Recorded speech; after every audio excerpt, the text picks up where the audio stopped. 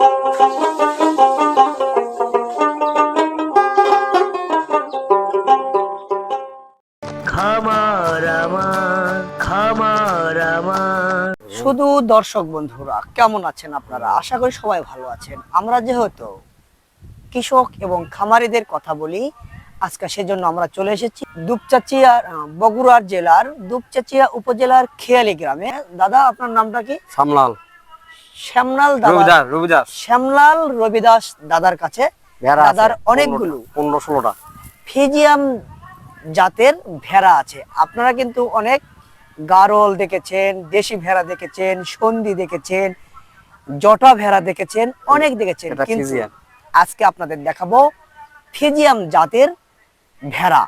আপনারা বিদেশে অনেক দেখেছেন, কিন্তু এই ভেড়াগুলো কি সুন্দর সুন্দর, মুখ সাদা।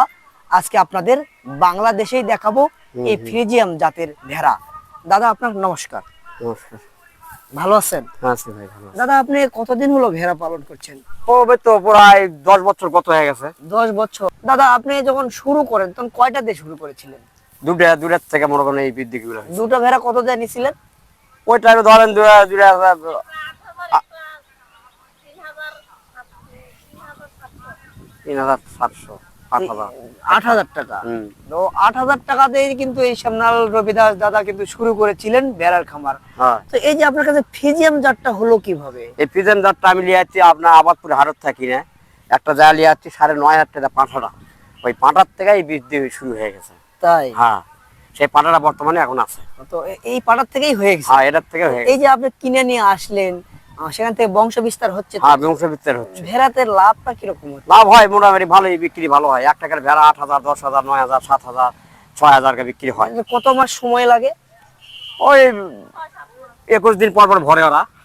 6-7 মাস, 8 মাস, 1 বছর গেলে ভালো হয় একটু। তাই? হ্যাঁ, 8 মাস 1 বছর গেলে ভালো হয়। ভেড়া আসলে যে আপনি মাঠে চড়ান, আবার পাশাপাশি কি কাজও করেন তা না? হ্যাঁ, কাজও করি, জুতা সেলাই কাজ করি আমি। ভেড়া ছাড়াই বসে থাকি, ওই লিয়া বান্ধা থেকে আবার জুতা সেলাই কাজও তো। বেকার থাকার চাইতে মানে কোনো বেকার টাকা নেই ভাই, কাজ কাম করে খাওয়া হয়। এই যে ভেড়া পালন করে যে সংসার টংসার চালানো যায় কি?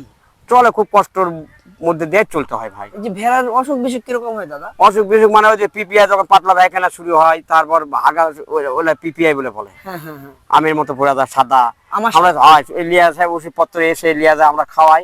কোনটা ভালো হয়, কোনটা মারাও যায়, কিন্তু আসল পদ্ধতিতে আমরা ওষুধটা পাই না। তো আসলে ভেড়া যারা খামার করে তারা কিন্তু অনেক প্রশিক্ষণের অধিকারী হয়, আমরা পাই না। কিন্তু দাদারাদের কিন্তু কোনো প্রশিক্ষণ নেই। ক্যামেরা নড়াবো না। হ্যাঁ, দাদার কিন্তু কোনো প্রশিক্ষণ নেই। একজন ভেড়ার খামার করতে গেলে তাকে পরিশ্রম করতে হবে, প্রশিক্ষণ দিতে হবে, জানতে হবে। দাদা কিন্তু তা নেই না। তো আসলে সেই দিক থেকে দাদারা কিন্তু পিছিয়ে আছে। কিভাবে পিছিয়ে আছে? যারা খামার শুরু করে তারা কোথায় গেলে প্রশিক্ষণ পাবো সেটিও যাচাই বাছাই করে না।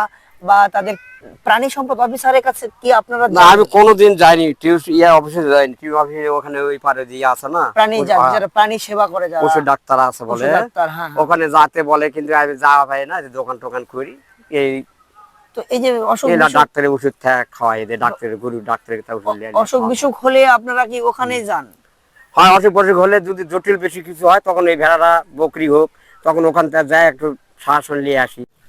তাদের যদি প্রাণী সম্পদ অফিস থেকে পর্যাপ্ত পরিমাণে প্রশিক্ষণ দেওয়া হয়, তারা কিন্তু এই বিভিন্ন অসুখ বিসুখের মোকাবেলা তারা কিন্তু করতে পারবে, জানবে যে কখন কোন ভ্যাকসিনটা এই ফিজিয়াম জাতের ভেড়াকে দিতে হয়। তার কারণ আবহাওয়ার সাথেও কিন্তু বাংলাদেশের আবহাওয়ার মিক্সড হতে হবে, তাদের খাপ খেয়ে নিতে হবে। তো এই ব্যাপারেও কিন্তু প্রশিক্ষণের খুব প্রয়োজন আছে। ওইদিকে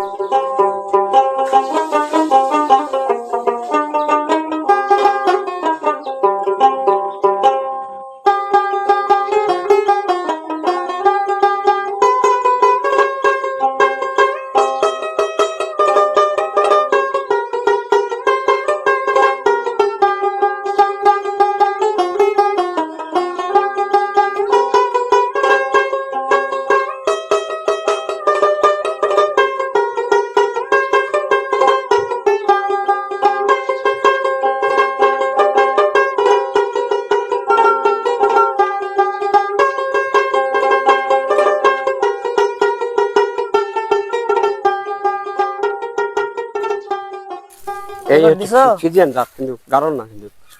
আচ্ছা দাদা, এই ফিজিয়াম জাত আপনি কিনে নিয়ে এসেছিলেন না? হ্যাঁ 9.5 দেড় লিয়ার ছোট এই যে সাইজ এসে একটু ছোট হবে, একই লিয়াচ্ছি একই আচ্ছা দাদা, দুই দাঁত হয়ে গেছে। এই যে প্রাণী সম্পদ অফিসে পশু হাসপাতালে যখন যান, তখন কি আপনারা কি এই কোনো কি ওষুধ ফ্রি পান? না রে বাবা, পাইনি রে বাবা, কোনো আমরা টেকুনি পাই না ভেড়া বকরি, কোনো খোঁজ নেয় না। তাই? যে এলাকার মধ্যে কার কার ভেড়া বকরি আছে, এই জিনিসগুলো পালে গরিব দুঃখী লোকেরা, এগুলোকে একটুখানা ওষুধ টষুধ দিয়ে আসো না। তো আমি কিন্তু একবার শুনেছিলাম যে আসলে যারা ভেড়া পালন করে তাদেরকে একটা সার্টিফিকেট দেওয়া হয়, দেয় না তাদেরকে দাদা রে। প্রশিক্ষণ দেওয়া হয়। তো এই ব্যাপারে আপনারা একটু খোঁজ নেবেন, হয় যে প্রাণী সম্পদ অফিস থেকে আপনারা খোঁজ নেবেন যে আসলে আমরা যে ভেড়া পালন করি, বলবেন যে স্যার আমরা যে ভেড়া পালন করি আমাদের কি কোনো সুযোগ সুবিধা আছে? আমরা ভেড়া নিয়ে খুব অশান্তির মধ্যে আছি, অসুখ বিসুখ হয়। তো এবছরে কি মারা টারা গেছিল নাকি? 5টা মারা গেছে, 5টা কি হয়ে মারা গেছিল? পিপিআই পাতলা পায়খানা। পাতলা পায়খানা। আচ্ছা তো আপনারা বলবেন যে স্যার আমরা হলো ভেড়া পালন করি, আমাদের কি কোনো সুযোগ সুবিধা আছে নাকি? আচ্ছা আমার ভেড়ার এই সমস্যা হয়, এই সমস্যা হয়, আমার আচ্ছা। এতগুলো ভেড়া আছে। এখন কয়টা ভেড়া আছে? এখন বর্তমান আছে 14টা। 14টা। কালকার আগা দিন কুত্তা মেরে দিছে, কুকুরেও মারছে? কুকুরি মেরেছে। চিকিৎসা নিয়েছিলেন? না একদম মাথা পর্যন্ত খেয়ে ফেলেছে। ওই শনিবার হাটের দিন ওই যে ঝুলসে বাড়ি ওই মুড়ে বান্না থেকে আমার বাচ্চা, ছোট একটা বাচ্চা আছে এরকম মেয়েটা একটা খেয়াল করেছে, কম কুত্তা দৌড়ে আসা ধরেছে, ওই কয় মানে এদের সাতটা ও বাচ্চা, তাও 4-5 হাজার টাকা দাম হতো? 5,000 টাকা হতো। তো এই যে ভেড়া পালন করে আপনারা কিরকম টাকা আয় করছেন? আয় করতে পারিনি বাবা, কেবল এটা মনে করেন হচ্ছে মরছে, আর আমাদের গরিবের কোনো আয় আছে? আমরা যখন অভাব পড়ি হয়তো একটা দুটা বিক্রি করে হয়তো এই চাল ডাল কিনতে আমাকে দিন পড়তে হয়। আপনারাও একটু এই সমস্ত প্রান্তিক কৃষকের দিকে একটু তাকাবেন, তাদেরও যেন সুরা। আমাদের কোনো ভাতা নেই বাবা, কোনো ভাতা নেই, কোনো বিধবা ভাতা নেই, বয়স্ক ভাতা নেই। মানুষেরা গরিব ভালো হিসেবে ভাতা দেয়। ঘর বাড়ি ভেঙে পড়ে গেছে আমার, সেই ঘর বাড়ি পড়ার ট্রেন অফিসে আমি দরখাস্ত দিছি, হ্যাঁ সেই সূত্রে আমার কোনো সোহা করে দেয়নি। টিনের বেড়া সেট করে নিয়ে আমি বাল বাচ্চা লিয়া এই জীবগুলা নিয়ে আমি থাকি।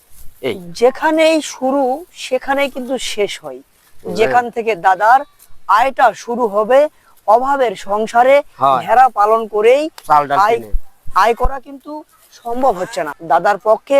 এই 16-17টা ভেড়া বিক্রি করে কিন্তু আয় করা সম্ভব হচ্ছে না, মরে যাচ্ছে, অসুখ হচ্ছে, কুকুর ধরছে, যেটাই বিক্রি করছে সেটা দিয়েই কিন্তু চাল ডাল কিনে খাচ্ছে।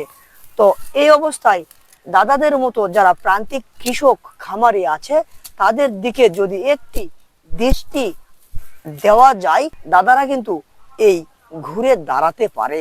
তা দাদা আচ্ছা।